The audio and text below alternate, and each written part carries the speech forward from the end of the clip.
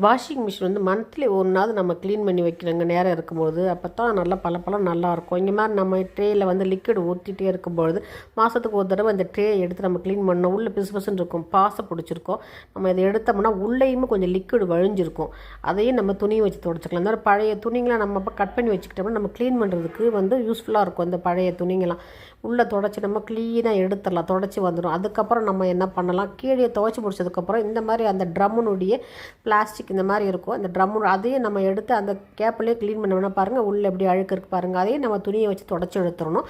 அதே மாதிரி நீங்கள் அந்த வாஷிங் மிஷின் மூடுற கிளாஸையும் நம்ம துடைச்சிடணும், ஈரம் இல்லாமல் இருக்கும். துவைச்சி முடிச்சதுக்கப்புறம் இதெல்லாம் நம்ம பண்ணணும். அதே மாதிரி பாட்டத்துலேயும் ஒரு ஹோல் இருக்கும், இதை ஓப்பன் பண்ணி நம்ம இது திறந்து விட்டால் அந்த அழுக்கு தண்ணியெல்லாம் வெளியே வந்துடும். இன்னொன்று சின்ன சின்ன கல் இருந்தால் கூட வெளியே வந்துடும். எப்பவுமே டோரை வந்து நம்ம ஃபுல்லாகவே மூடக்கூடாது, கொஞ்சம் காத்தோட்டமாக இருக்கணும். இந்த மாதிரி நிறைய டிப்ஸ் நான் என்னுடைய யூடியூப்பில் போட்டிருக்கேன். நீங்கள் அந்த லிங்க் டிஸ்கிரிப்ஷன் பாக்ஸில் இருக்கும், போய் பாருங்கள்.